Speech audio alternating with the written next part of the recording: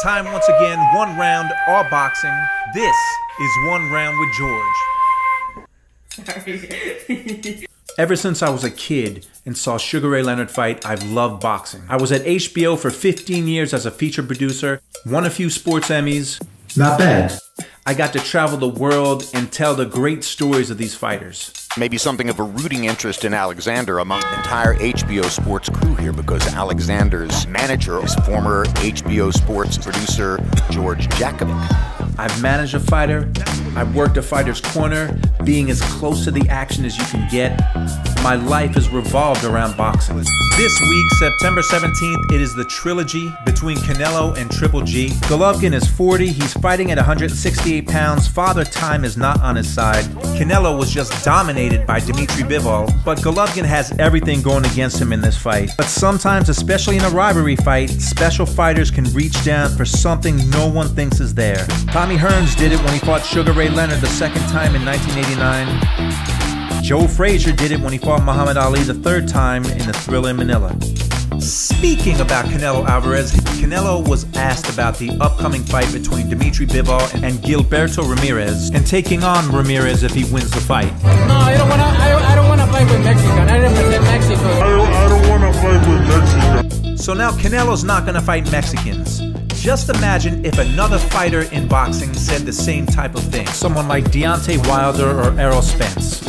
September 4th, it was a Fox pay-per-view heavyweight showdown, Andy Ruiz and Luis Ortiz. Andy Ruiz dropped Ortiz 3 times and barely escaped with a close decision. It was an entertaining fight, but based off of this, I don't see how much further Andy Ruiz is going to go. They're talking about a potential matchup with Deontay Wilder. Make the fight. I think Wilder wins it pretty easy. On the undercard, we have a new player in the lightweight division. Edwin De Los Santos looks sensational, knocking out the formerly unbeaten Jose Valenzuela. It was a good first round. De Los Santos stunned Valenzuela a few times. Valenzuela knocked De Los Santos down in the second. He came right back seconds later to get his own knockdown in that round.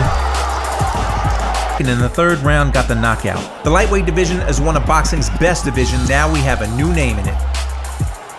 Last weekend was supposed to be that epic card in England featuring Claressa Shields and Savannah Marshall and Michaela Mayer and Alicia Baumgardner. The Queen passed away, so the fights have been postponed until October 15th. I was really looking forward to these fights. They've done a great job in building up the hype. So now that it's postponed to October 15th, think about everything we've got going on that day. Shields versus Marshall, Mayer versus Baumgardner. You also have the pay-per-view return of Deontay Wilder and Robert Helenius. And you've got lightweight champ Devin Haney in a rematch against George Kambosos. All that's happening in one day, only in boxing. Speaking about that Haney-Kambosos fight, Kambosos was interviewed not too long ago, and this is what he had to say. If I'm not victorious, you know, adios, ferocious Kambosos.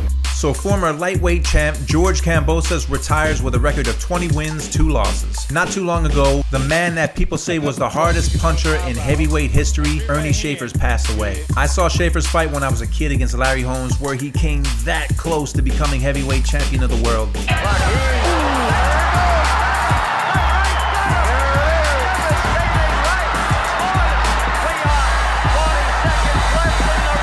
Holmes, being the great champion he was, eventually came back to stop Schaefer's in the 11th round. Rest in peace, Ernie. So many fighters from that Muhammad Ali era are gone, but one that just recently had an 85th birthday is still here, George Chuvalo, the former Canadian heavyweight champ who fought almost everyone from back in that era, one of the toughest men in boxing. Happy birthday, George. September is like every other month, it's full of history in boxing. September 9th, 1983, Aaron Pryor knocked out Alexis Arguello in their rematch. Arguello gave it all he could, but Pryor was just too good, and Pryor stopped him in the 10th round. September 13, 2003, Oscar De La Hoya and Shane Mosley had their rematch. I was in the house, I worked the fight for HBO, I was Bob Costas' stage manager, and it was a good one. I was rooting for Mosley in that fight. I thought Oscar De La Hoya won it. Mosley was given the decision.